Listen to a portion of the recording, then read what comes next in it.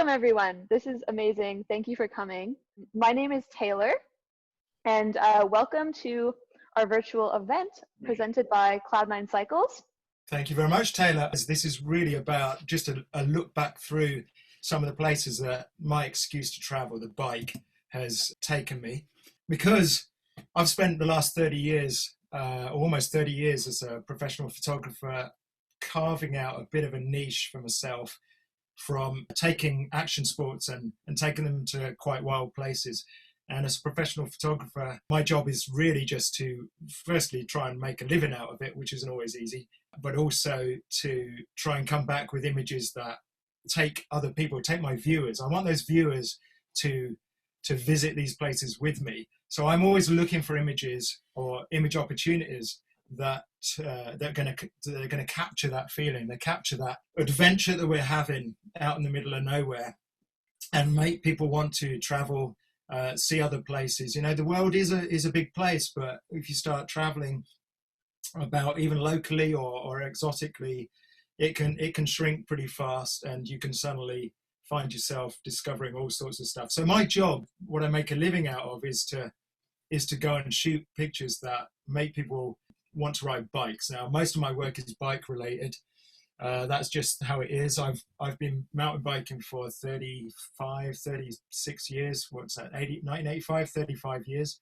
And I haven't got any better at it since I started, I must admit. So, but I do find that I've got quite a good name with a lot of mountain bike magazines and companies. They tend to send me to places to shoot mountain bike adventures. I try and shoot quite iconic images of people doing silly things like this in Kyrgyzstan, carrying on the top of a trail that we were trying to get to on a 9-day traverse of the Alai Mountains in 2018. And ironically, you know, a lot of the places that I started shooting, say 30 years ago, and now have become a lot easier to get to and a lot more popular. So you can go back to places like Nepal, such as this shot in Nepal was 2010. And you'll find a lot more mountain bikers there, partly not just because of myself, but because of how tourism has developed and how the world has shrunk. And so, however, you know, I can find myself going back to some of these places and being really, really frustrated with the fact that there are all these other people and there are other photographers there and all this kind of thing. And I only actually have myself to blame, or me and some other select few photographers that made the effort to go to some of these wild places years and years ago and showcase them. This shot here that's on the screen now was a 10-day out and back in the upper Mustang region of Nepal. It's a restricted access area. It's has a crazy history with the CIA trying to train locals in fighting the occupation of Tibet, which is just to the north of there. And so this area, China lent on Nepal years ago and said, you need to restrict foreigners going into this area. And it slowly opened up to tourism. And this one here that we went to in 2010 was a 5-day ride from this village up to the Tibet border and back on this little trail. I find that my job takes me to places that quite often I wouldn't go otherwise, or perhaps I'd only go once or twice, you know, in my life. And I find I'm very, very lucky in finding that I get there 2, 3, 4 times a year to these remote places. This is in Ethiopia. It gets me to places which I wouldn't necessarily have wouldn't have been, you know, with a bike. The bike is my ticket to get there. This is a kind of corner shop that perhaps I would never get to if I wasn't trying to shoot a bike story. It shows me original sleepover opportunities like this. This is a pajama party in Afghanistan, in the Wakhan corridor, top of the northeast of Afghanistan. Very safe, very quiet, very, very wild. I shoot all these iconic images, and everybody looks at them and says, well, you got this dream job. But, you know, as with any job, it has a flip side, which is this. The bike, is it a ticket to adventure or is it a passport to pain? Now, somebody watching tonight is going to recognize this spot, which is only in Mallorca. An idea to ride 4 days across the island of Mallorca. One of our crew found this little bit of heat that we were suffering from a little bit too much. So what I've found over the years is that adventure typically gets associated with pain. And sure enough, you know, behind every dreamy shot, this fantastic remote wild tin shack to sleep in with these bunks in. There are only 3 of us in these bunks, luckily, or it would have been pretty tight. There's another side to that story, which my job is also to try and capture that. You know, this was a 2,000-meter climb with bikes on our back to reach that cabin, and those were James Brickell's feet at the end of the climb. So I like to think that adventure photography, it's like the ultimate marketing scam in the outdoor world. We all know what a lot of nonsense marketing is a lot of the time.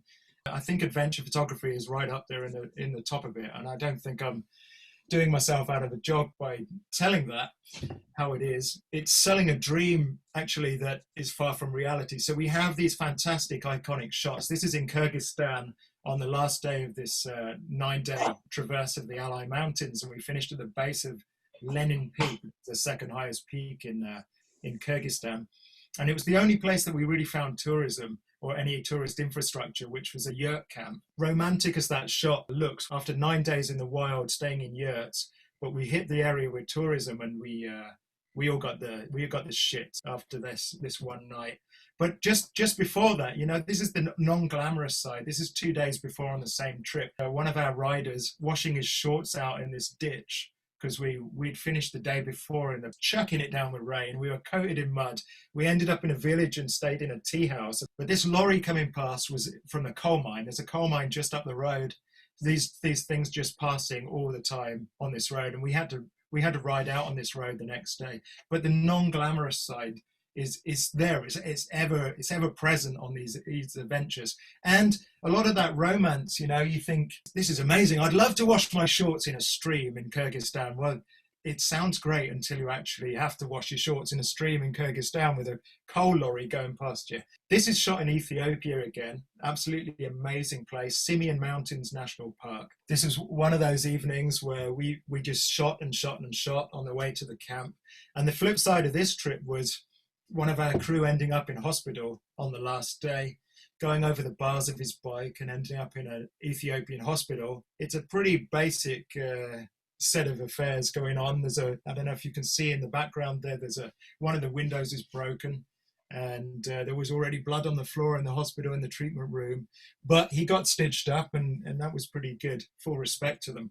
As a photographer, it's hard not to take these tough moments and not capitalize on them. You know, we want to record these, and in moments like this is in Afghanistan again, trying to get over a 4,800 meter pass, and we arrived at this place. These are shepherd's huts. It's a nomadic sheep herding area. We got pinned down here for 24 hours in this snowstorm before we could try and get over the pass. I love to shoot these moments in the adventures, these moments that have some insight. You know, we were sheltering inside this stone hut and trying to capture this romance of the adventure, but still retain this grittiness of the struggle to get us over these passes, to take our bikes into these places.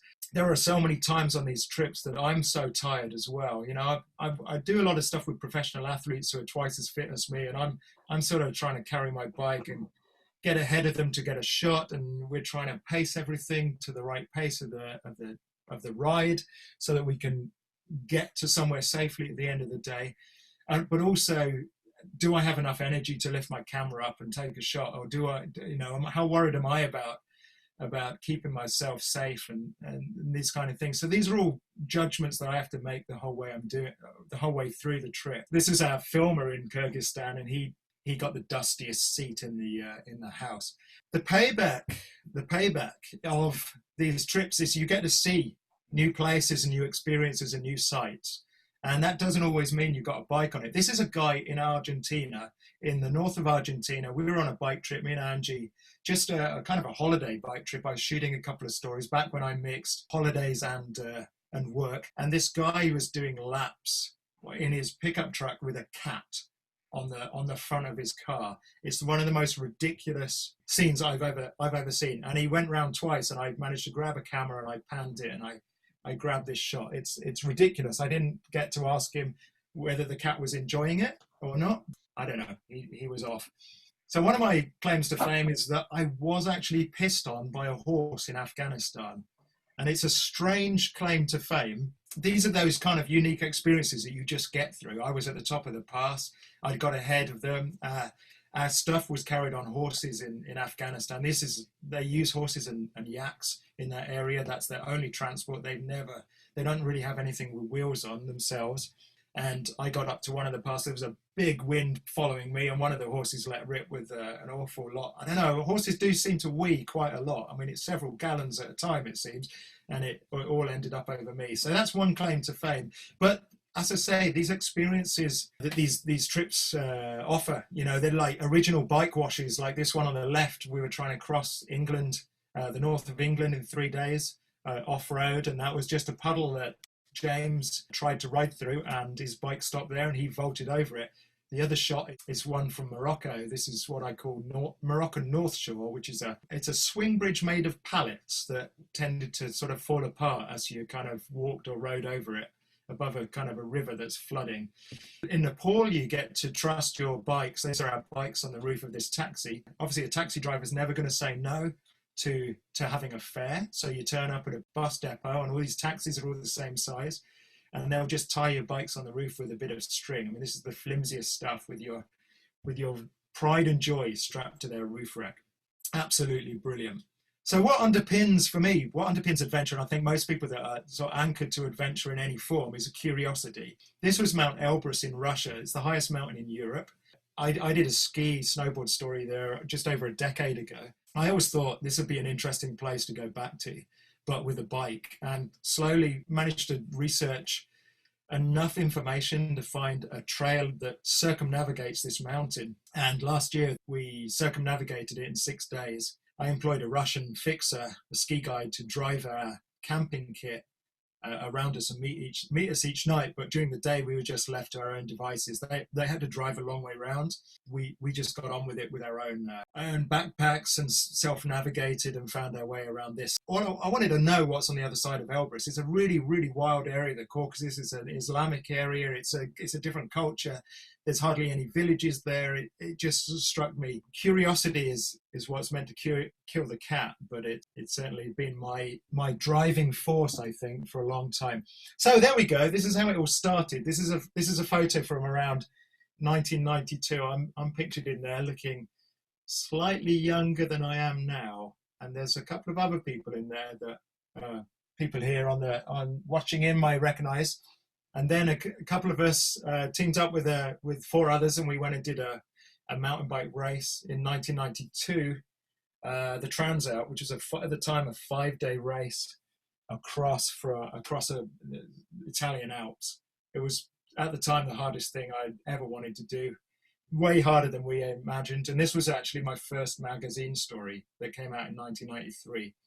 And from then on, I've been peppering the media with all sorts of nonsense, from silly things in all parts of the world. In 1996, I jacked in a proper job to go cycle touring, dirt road touring in Argentina and Chile for a year with my partner Angie. This shot, I put this in because this was like one of those iconic shots that I just thought, I've got to get a shot. Back when photography was all about ticking boxes, and you saw a shot like this and you said, I've got to go somewhere, I've got to get that exact same shot. Nowadays, of course, we're always thinking, I want to go somewhere, I want to get a completely different shot to all the other photographers.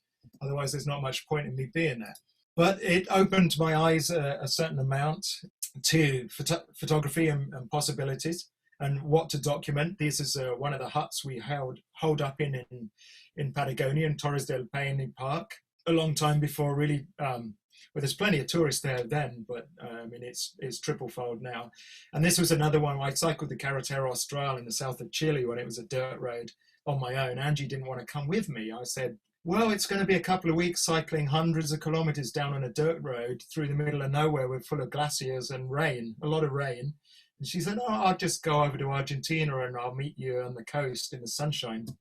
So I legged it on my own on that one and did a couple of weeks down there on my own. This is us back in Torres del Paine, cycle touring. We were touring through there at Christmas and camping wherever you felt like.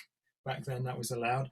adventures like this, they're pretty testing. This was a year long, and it's pretty testing stuff on relationships, and it gets close to divorce papers at the end of trips like this. An adventure, it's really important to work together, but it will test friendships. Now, Hans Ray is a legend, and he came with me to Argentina. We shot a couple of stories. This was one of them, from the high mountains to the jungle. I think it did something to our relationship, because he hasn't come on an adventure with me since. So some people out there will know I've done a fair bit of snowboard photography over the years. It built up to some pretty crazy expedition stuff. My curiosity was taking me to places in the snow world. This is camping in Svalbard, up at 79 degrees north in the Arctic Circle. This fence here is a bear fence to keep polar bears out, or rather it triggers an alarm. It triggers this little explosive device that lets you know when you're camping if a polar bear comes into the camp. Now, even back then, I was driven by being curious, even in the snowboard stuff. I was pretty gutted in a way not to see polar bears, but they were pretty close to the camp. As you can see, we're not too far from the camp. We got snowmobiled out to that camp and left for 2 weeks on our own, shooting stuff like this. This was my snowboard career. It kind of summited, if you excuse the cliche, summited about now in these Jones trips. And I kind of backed off from the snowboard stuff because I feel like I don't want to take the risks anymore, which is ironic because last week I went to Alpe d'Huez to shoot a mountain bike story, and this was the trail we ended up on.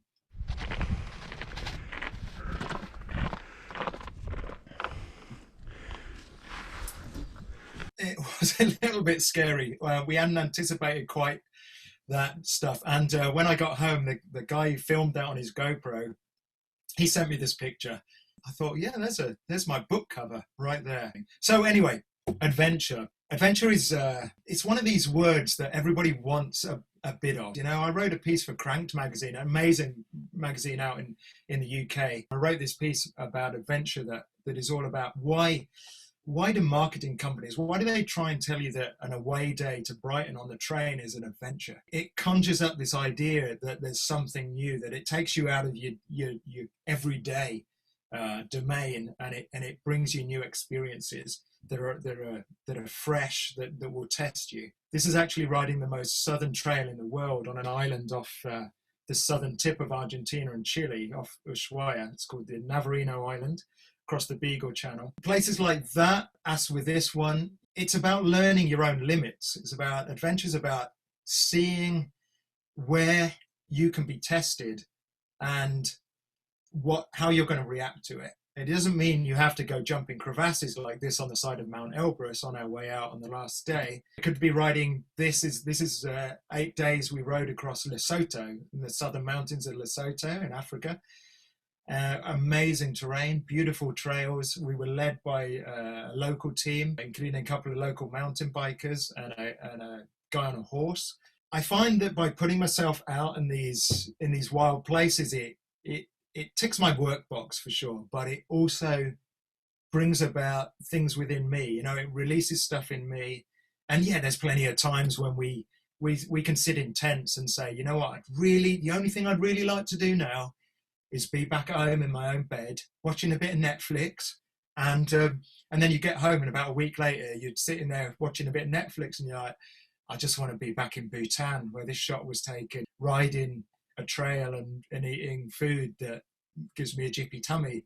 A lot of it is about challenging perception. And this trip last year in Bhutan, which is a Shimano trip, was about exactly that for me. I knew very little about Bhutan. It's not a place that has a huge tourist scene. It's starting to grow, which is what we were trying to do. We're trying to work with a local about developing his tourism project there. And this shot here captures a bit of that. We're thinking, we went there thinking it's just another Himalayan country, just another. It would be just like Nepal. We've done several trips to Nepal. It would be just like it. And sure enough, there's a Buddhist culture. It was a completely different country. It has a very different culture. It's a different people. It has a different style of architecture. Everything about Bhutan was actually different. And it became this huge learning experience for us, all the group that was on that trip. So the common denominator I find about adventure, right? There's one common denominator, and it always involves unknowns. Unless there's an unknown element, you can't. To me, you can't call it an adventure. It's just a trip or a ride or a travel, but you have an unknown, which is an unknown outcome, and it becomes an adventure. This is us trying to cross a river on a pretty makeshift bridge in around Elbrus again. So the unknowns are what give a trip, and I think what gives life its buzz, its electricity. You know, that could be back in Kyrgyzstan. It could be just riding past a petrol station. There's nobody queuing up for petrol, but the guys on the horses are there. The unknowns could be whether we're trying to get A to B across somewhere, and our little pickup truck gets stuck, and we all have to push it out. So one of the things I get leveled at me is, you know, your adventures are a bit elitist. All these adventures are like really remote in all these crazy places. Why don't you do stuff close to home? And sure enough, this is northern India, and we were on a mission to get up to this glacier and back. And sure enough, these places are fantastic. They give you incredible rewards. They put you amongst culture and people that you don't know. And sure enough, it can be exotic, or it can be overly ambitious like this. This was North Korea. We did a trip to North Korea in 2018. I had a couple of riders, and I worked with Tom Bodkin at Secret Compass for my logistics. We did 12 days in North Korea. Absolutely incredible place to be. I mean, just as an insight to North Korea, this one shot, which was in a little regional airport that we were flying in and out of, I don't know, to me it just captured a bit of North Korea. It's this place with just streaming slogans going on. I just love the way that the DVD player playing it has just got this beautiful doily across it. That shot was all about that doily. It doesn't have to be exotic. You know, I'm a big fan of Alistair Humphreys. He's the exponent of this micro-adventure hashtag that took off a few years back. And that's all about just going up your local hill and just go out, spend the night. Because by taking yourself outside your own bedroom, suddenly you're putting yourself in a world that you don't know. That's a bit uncomfortable. You'll have challenges. Things will happen that will challenge you. It doesn't have to be life-threatening. It just has to take you outside your comfort zone just a little bit. And everybody's comfort zone is different. This was a circumnavigation of Menorca, one of the flattest islands in the Mediterranean. But there's a 180-kilometer trail I found out about that goes all the way around it, circumnavigates this island. And in the course of, I think we took 4 days to ride this trail, it climbs and descends the height of Mont Blanc. It climbs and descends 4,800 meters. And it's phenomenal. And it's right there on a Mediterranean island, and nobody really rides it. Nobody knows about it. It's not exotic. You don't need a vehicle. You fly into the airport, dump your bike bag, ride out of the airport, straight on a trail, and just get going and just do it. This is just above Finale Ligure. Finale has just become this world-class mountain bike destination, and it's all kind of trails and this huge trail network. But this is just above it, 50 miles just above inland. We did a three-day traverse from just above Finale down to Ventimiglia. So it does have to be exotic. This is that same 3-day traverse that we did with James and James, the Jameses, from the Lake District of Bradford. Unfortunately, we got hit with it's probably pretty standard weather for up there actually, but it seemed pretty bad. You could hardly stand up in the wind. So even a 3 days across the UK can throw you enough challenges that make you sit and eat your lunch on the road. You can also just look at a place and look for an original slant on it. 2014, this was the trip with Hans in Argentina. One of the stories I wanted to go and do was to follow this old railway line. This railway line runs from the Bolivian border down it runs for about 300 miles. And it's this 120-year-old railway that hasn't been used for 25 years. And I saw it back on another trip over there with Angie. And I thought this would be an amazing thing to do, to ride this old railway line, ride it on my own as a solo thing. And I'd photograph portraits of everybody I met on this railway. Just like, how good would that be? Just this set of portraits, just this romantic idea. Slowly, because I need to pay a mortgage, I decided that actually it would be better to take a couple of pro riders and shoot it as a story that I could sell. So we did that, and we followed this railway for 3 days, which looked mostly like this when you're actually on it. it was quite incredible, quite the most unique bit of single track I think I've ever ridden. Now, it took us about 2 days to get to the start of it by the Bolivian border in this really, really grotty, pretty grim border town. And we were sitting there, and the next day we were going to be cycling off down this railway line, and we were sitting there having a cup of tea in the afternoon, as you do, nice tea and cake, and come up the Pan American Highway on a bus, and we could see this railway alongside it, just off the side. And sure enough, we sit there, and Hans was pretty quiet, and he just said, Dan, this is the most fucked up trail I've ever seen in my life. And I said, Hans, this, don't worry, it's going to be all right. We're a bit tired and emotional right now.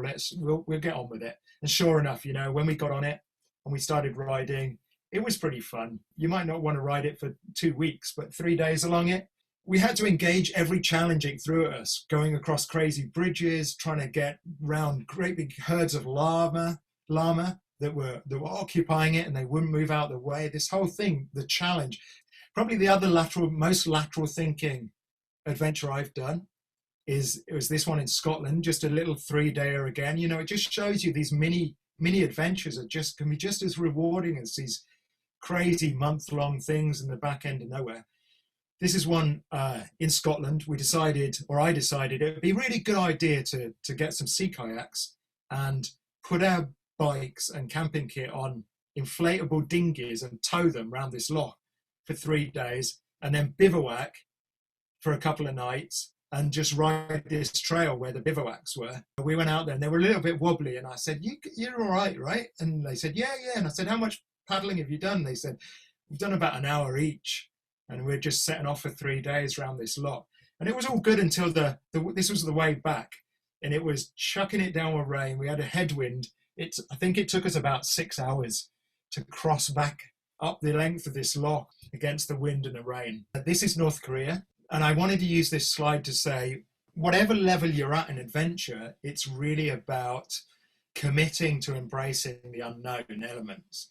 Because if you're not willing to embrace those unknown elements, then the adventure it's not going to seize you. You're not going to get anywhere with it.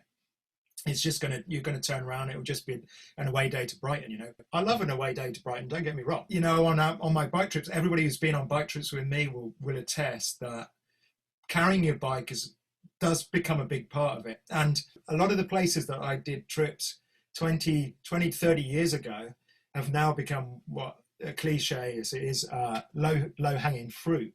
They're the stuff that have better infrastructure. They're safer. They've become destinations. They've become mountain bike destinations. A lot of other photographers go to them, which means that if I need to keep this reputation, this sturdy, manly, outdoor, tough, beardy reputation that I've got to look for further, more wild locations to do my own adventures.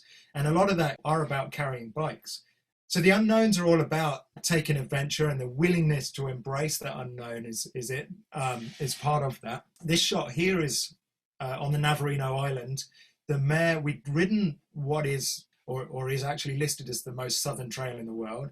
And then we came back and we met the mayor of the island, who was really, really excited to have like this group of mountain bikers on the island. There's only one young mountain biker living on the island.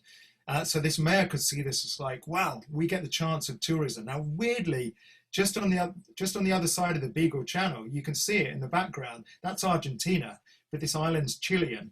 And Argentina, Ushuaia, has just become this huge melting pot for tourism. There's thousands and thousands, hundreds of thousands of dollars going through Ushuaia in Argentina. The cruise ships all call there. They set off from there for the Antarctic trips. Everything happens in Ushuaia. But you come 5 miles across this Beagle Channel to this Chilean island, there's just like 3 tourists a day. There's no revenue from it.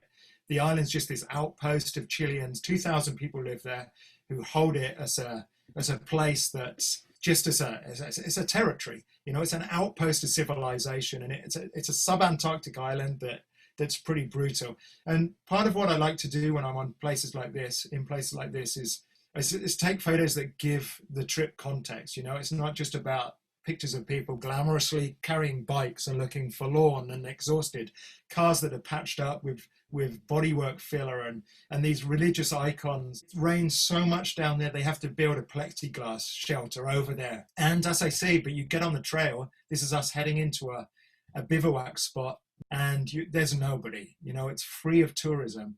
And sure enough, this place struck me as being a bit like Torres del Paine was when we cycle toured it in '96. This had this same feel. It was quite rudimentary. It was not a lot of tourism and just quite wild. And then tourism follows and stuff changes. And but these remote places, they exist, and I can go and find them and shoot stories in them. It seems to me that if you look at a lot of the stuff I shoot, it seems to be that adventure is all about endurance and pain and suffering. This is us trying to get to the top of Mount Myeohang in North Korea. You get 2 fixers, stroke guides, stroke minders given to you, and they escort you everywhere for the whole duration of your stay. And we organized a trip that we said, we want to bring our bikes, we want a mountain bike.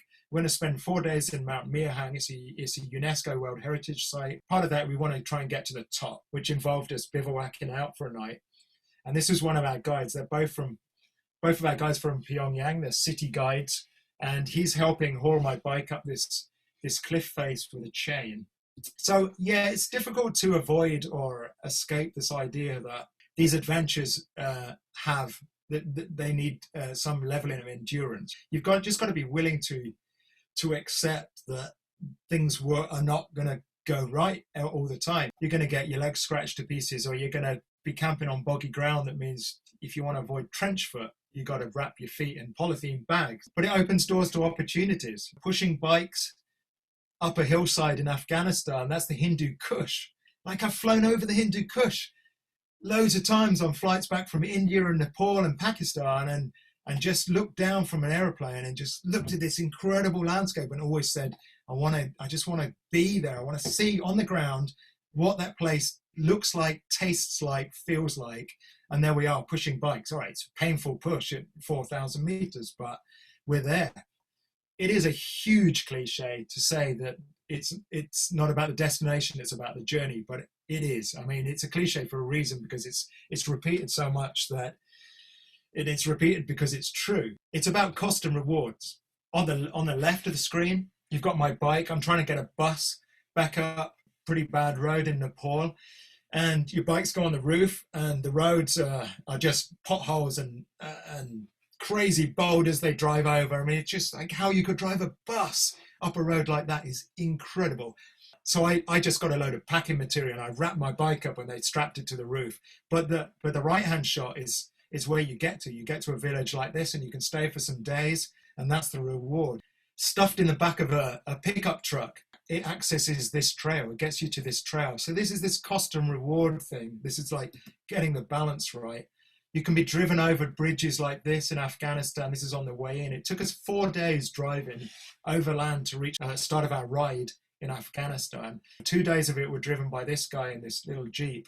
Pretty scary driving, pretty scary bridges, but trails like this for, 9 or 12 days. This is 2013. So flying into Jomsom in Nepal, little twin prop plane like this. It's not like you're going to hijack the plane. It's not like it can go further than 100 miles. So they leave the door open to the cockpit, and you're just sitting there talking to the pilot as you fly in. You've got about 25 of you on this plane, and it accesses trails like this. Just incredible riding, just really wild, fantastic opportunities. Local Jeeps get used quite a lot. They're actually big. They're probably the biggest cost on any of the trips we do is the transport. Once you get a Jeep going, there's all sorts of people who jump on and get a 50p ride up to the top of the mountain with you. And you're giving people a good uplift where they might be walking, or they might have to wait 6 hours for a bus otherwise.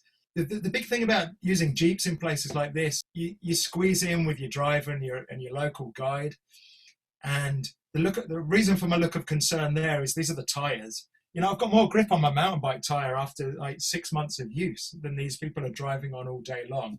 This was our spare wheel in Afghanistan for that trip, 2 days driving through there. On the way up, one of the tires did get a puncture, and they pulled the spare wheel off and found that actually the spare wheel had a different number of holes for the wheel nuts than the actual wheel on the car. So it didn't even fit. So we spent about 3 hours trying to fix this inner tube. I'm a control freak.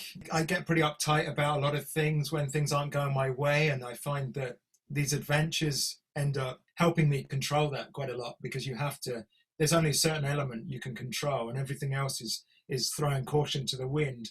It could be crossing a bridge like this.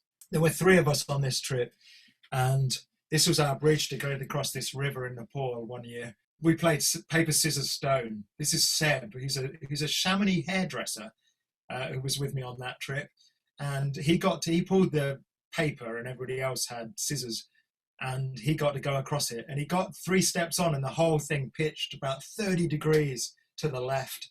But he stayed on and got across. And then obviously once he tested it, we were laughing. We were like, yeah, we'll get across that. We just skipped across gaily. But you get to camp in amazing places. These trips offer me incredible places to camp. You get to learn firsthand what a climate in a cold country or a hot country. This is Ethiopia. I did not think you'd get frost and snow in Ethiopia. That's how naive I am. And I find my best education, and this is why I'm such an advocate for travel, is the best education you can have about a country and a people is to go there. It doesn't mean you're going to come back with the best education. It doesn't mean you're going to come back any less jaded or, I don't know, influenced by other factors, but it means you are going to have your own experience of it. You get to drink its beverages. You get to appreciate hot tea or chai poured out of huge 3-liter flasks. Get tea served on trays like that up towards Tibet. I mean, if you get a cup of tea served on a tray like that, it's impossible to be unhappy. And you enjoy its local cuisine. This is us chomping down on some curry in the north of India. And you get to engage with locals. So really, what my trips are about is educating myself. It's about pushing myself through these chances I have to learn about myself, to learn about controlling my control freak tendencies, to learn about working with other people, to learn about where my pain barriers are, all this kind of cliched nonsense. I should have just called this slideshow Ticket to Cliche, would have been a better title actually, wouldn't it? So, but my biggest draw is actually seeing the locals. This is our chef that we had with us in Ethiopia, cooked up the most incredible food. I'm vegan, but when I travel, I often just become vegetarian. And we were there during Lent, and half of Ethiopia gives up meat for Lent as well. So they were like, yeah, brilliant. Well, we're all vegetarian too this month, so join the club. And he cooked up the best food. So it's really about interacting with these people and discovering something about their lives, their culture.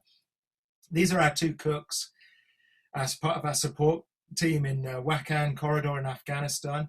This is inside one of those shepherd's huts. They use these huts in the high altitude plains for herding in the summer months. We were there in June and we still got snowstorms on us, and there's no firewood up there. They're cooking over yak dung fires, and yak dung, I don't know if anybody's been around yak dung fires, they smoke. This smoke would just build up in this hut so much I just ended up getting lower and lower. I think the last photo I took to try and escape from the smoke was just of his feet, I think was all that was left below the smoke at the end of that one. So the reason I travel with bikes so much is not just because I love riding bikes. It's because there's something about riding a bike. There's something about turning up in a village. This is in Kurdistan in northern Iraq last year. We did a trip there to explore trails around the Zagros Mountains in northern Iraq. This is a semi-autonomous region of Iraq run by the Kurdish people. And we turned up there, and sure enough, in one of the towns we're riding through, we turned some heads. But the big thing about bikes for me is that they're universally recognized. Everywhere you go in the world, pretty much, give or take, there's bikes. It's the first proper form of transport. It's the democratization of people getting out there, being able to get to work, get to healthcare, take their stuff to market, all these things, kids to school, all this stuff is all about bikes. So wherever you go, if you turn up on a bike, everybody knows you're on a bike. They can see this bike. This is a bike in Kyrgyzstan. It was just at the yurt camp at Lenin camp. And this is the most random bike I've ever seen. that hex key was just stuck permanently in the stem there to tighten it up or loosen it. I don't know. I think it just rusted in, and that was it. But look at that bike. Absolutely fantastic. This is Lesotho. You turn up on a bike, everybody wants to get on your bike. Everybody wants to pull wheelies around you. The kids want to race you. You know, in Morocco, we stayed with a family at one place in the Atlas Mountains one time. Proudest thing the kid wanted to do was to ride to school with us alongside him, make sure all his mates saw us. There's a lot of talk when I do trips like this about, hey, but you know, your bikes are worth more than these people earn in a year. They're probably worth more than they earn in 10 years, to be honest. But the point is, that's another slideshow, which I've done at Kendall before, but it does help break down the barriers.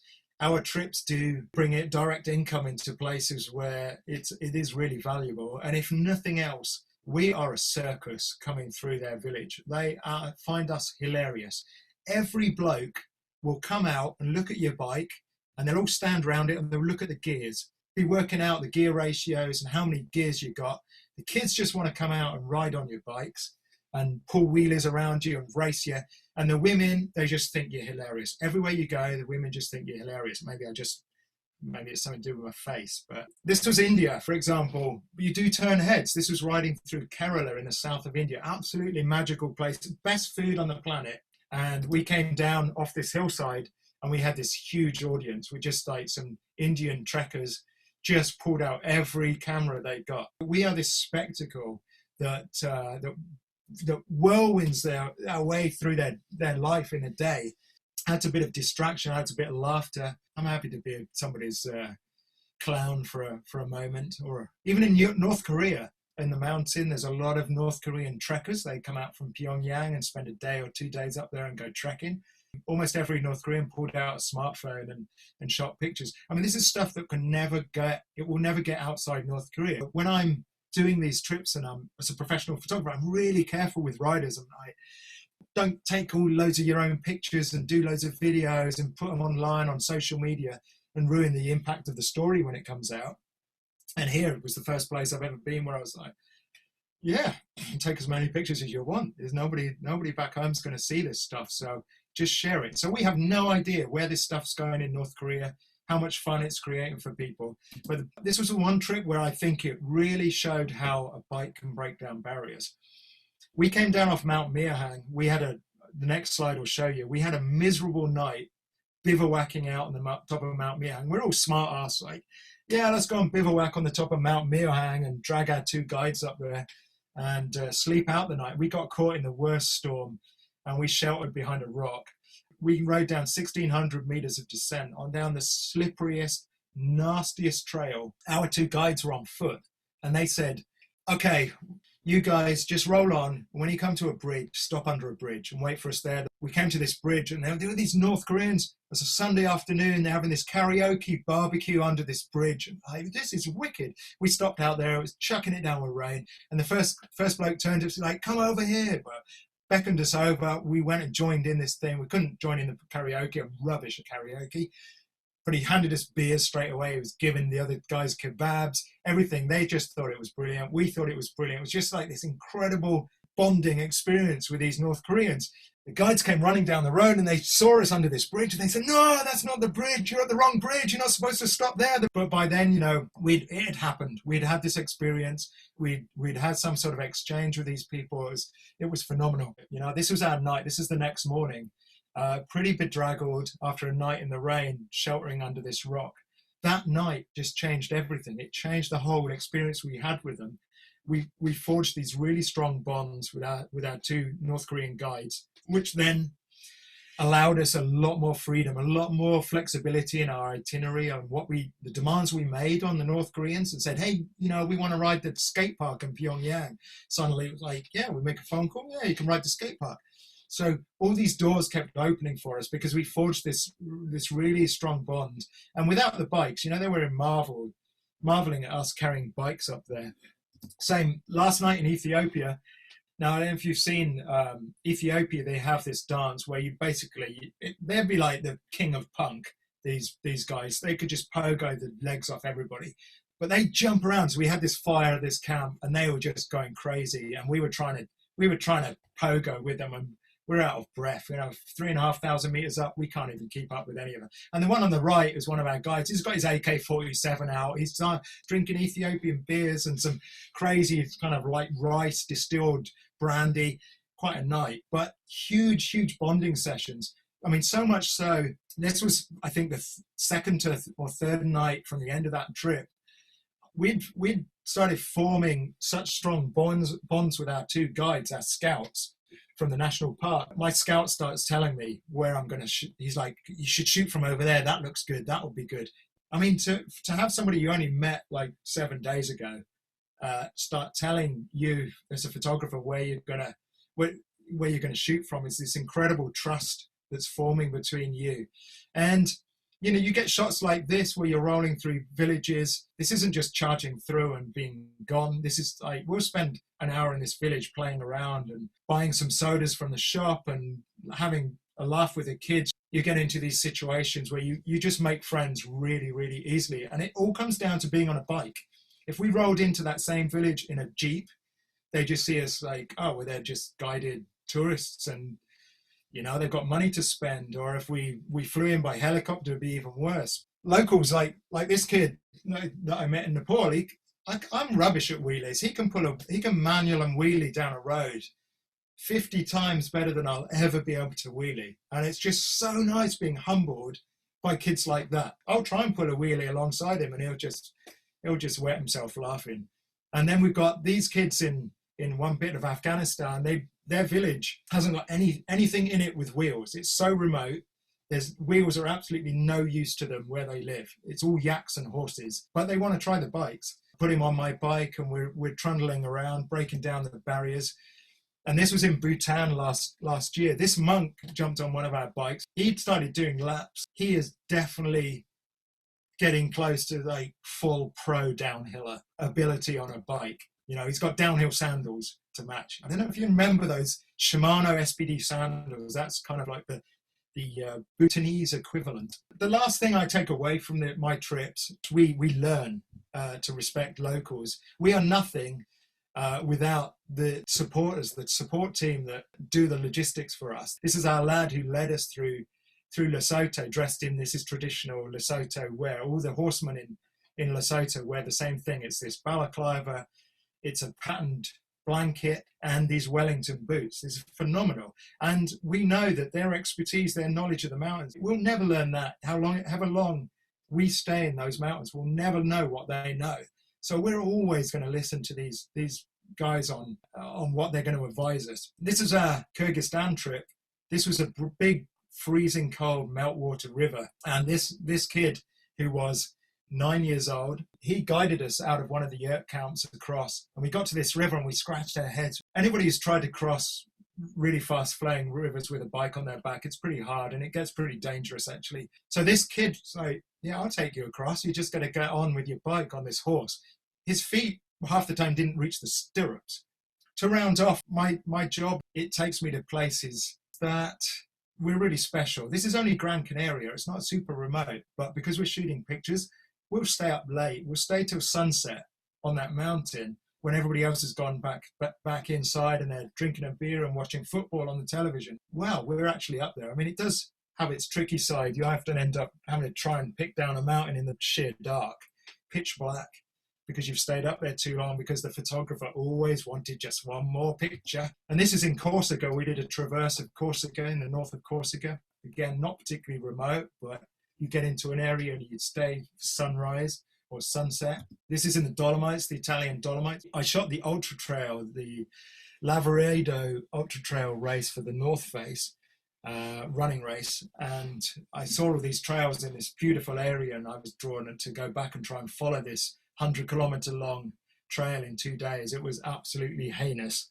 The morning after we finished the 2-day shoot, I managed to get my riders to get up for a sunrise shoot, which was this. And this is us trying to get our bikes to the top of Ras Dashan in Ethiopia, the highest peak in Ethiopia. So you look at pictures like this and you think, is it really worth it trying to get through over a pass in a blizzard, 5 o'clock start to try and get across passes while the snow's still frozen solid?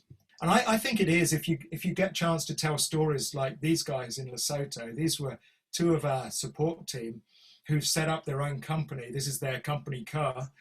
They set up their own company to do logistic support and local support for trips like ours, for adventure trips and adventure races, trying to build tourism. And, you know, whatever you think about us rich Westerners going to countries like this, part of my aim is to help build tourism in these countries for locals to build their own revenue streams.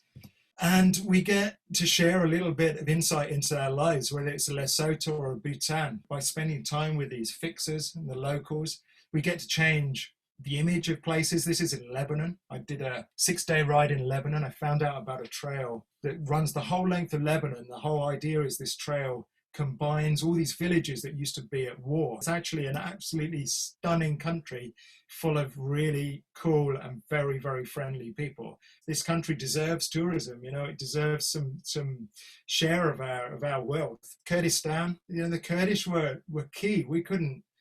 The Allied forces couldn't get rid of ISIS out of northern Iraq without the Kurds. And this is one of the villages we rode through. These guys turned up on their motorbikes, saw us riding mountain bikes, turned up on their little Chinese, really crappy street motorbikes and joined us and started doing laps with us. So my job is really to change that image. This is Kurdistan. It's a beautiful green country, phenomenal place. It's to show that there's another side to North Korea. These people high-five us when we're in North Korea. They thought it was great us being there. There is always the doilies. The doilies always come back to a photo in North Korea. And of course you get to ride bikes, and that's the big part of it. I'm guessing most of the people here listening tonight are bike riders in some form or another. Obviously a big draw to me is to ride bikes and document it. It's how I make a living. Places like this in Chile or in Bhutan, we get to see new surroundings, we learn new places. I think I'm going to finish up with this slide, and then there's a short film just to come. Each moment is a place you have never been. That's it. Each moment is a place you've never been. It should have a full stop there. I would have added that if I'd noticed. And I think that's just a really cool little way to finish. Pretty much summarizes adventure.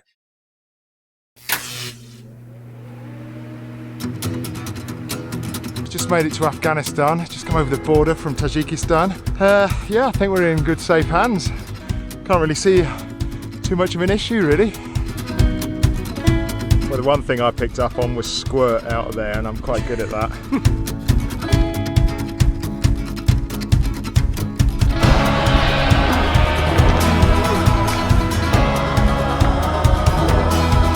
We're out of the frying pan into the fire, I think.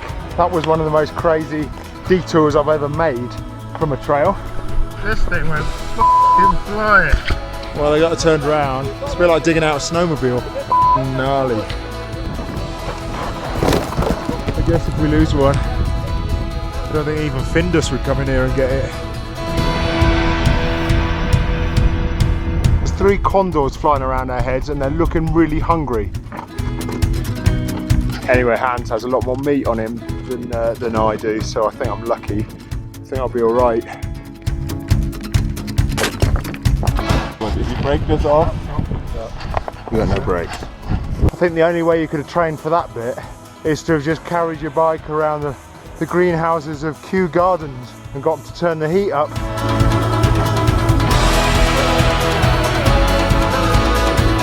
Francisco's just told me to watch out because most of the stuff I'm walking around on seems to be sort of man-eating plants.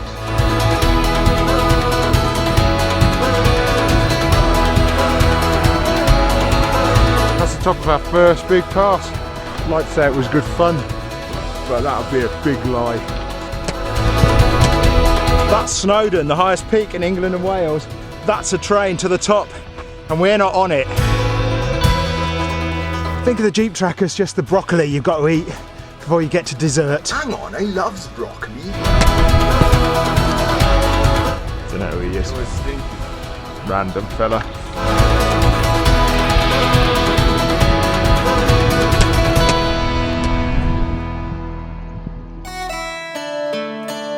You could do it like that, but you could do it like this.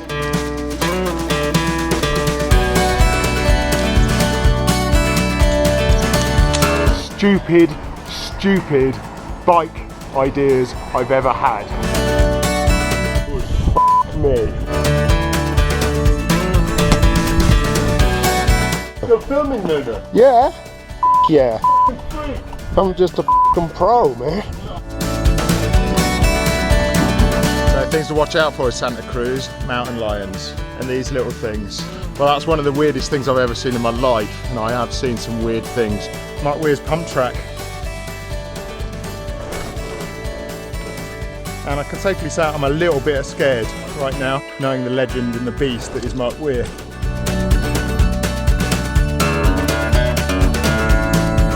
Back in Llanberis, next to the mountain railway that takes lazy people to the top of Snowdon. That's Afghanistan. You just about touch it. It's got very long arms. Exciting, but a little bit scary. You can have a wee. Yeah, it might look like I'm in the Spanish Inquisition, but it's keeping me noggin warm.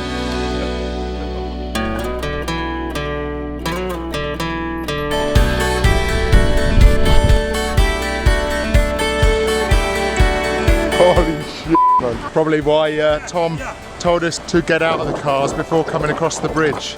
Let's go and say hello to Francisco, Federico and Jorge. I don't know which is which, Francisco, Federico or Jorge, but I'm sure by the end of the day we'll have become very, very close friends. It sounded a bit wrong.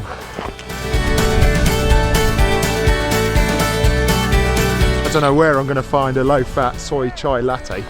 That one's a bit drunk already. Not even sure he's going to get there.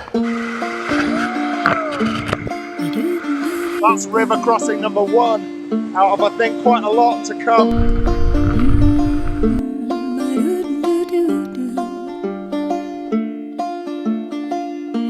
A summer's day will take a shower. Or we could have slept out in an old deserted railway carriage full of llama poo.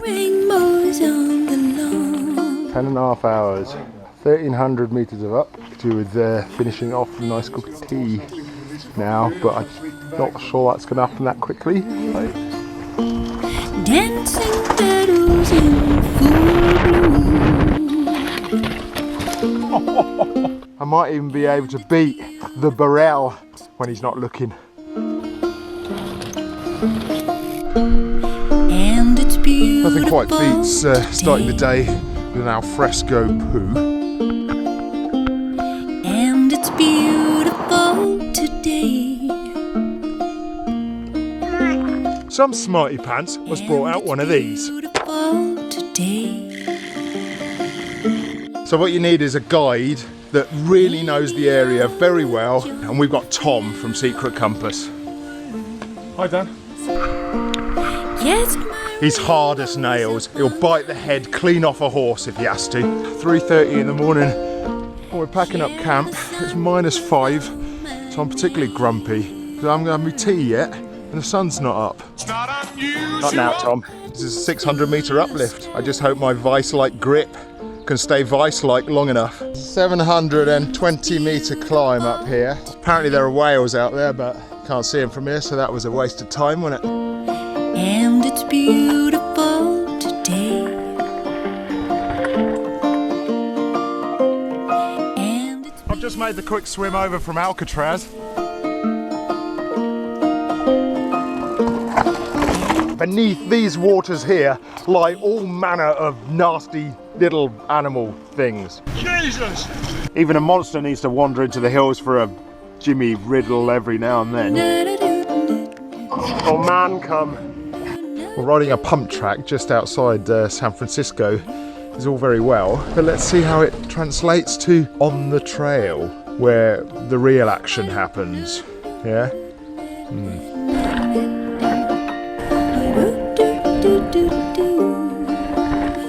Must come over to my place sometime and I'll teach you something like how to crochet or do some knitting. Want some fried marmot? And it's beautiful today. Oh man, I'm so looking forward to a beer. I'm Mick Weir. And I'm Mike Hunter. I think I prefer hot chocolate. Oh no, I was doing you. I was doing the American were, yeah. Although I think there's something in one of my knee pads. Whoa, don't know what that was. Well, here we are at the beach. But unfortunately, the route we're following isn't supposed to go to the beach. We should have brought a flask. Or digestive biscuits. Or ginger nut or tea.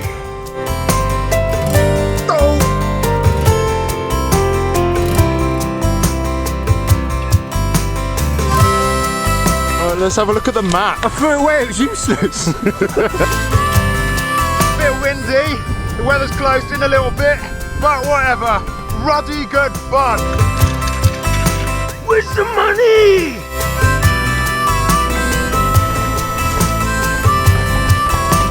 Very much like Scotland. It's quite Scottish looking. Just a little bit less iron brew.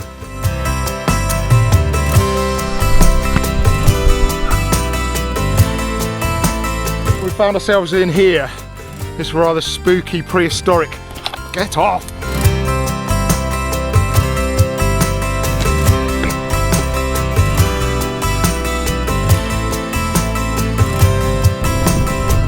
That's enough, let's get out of here.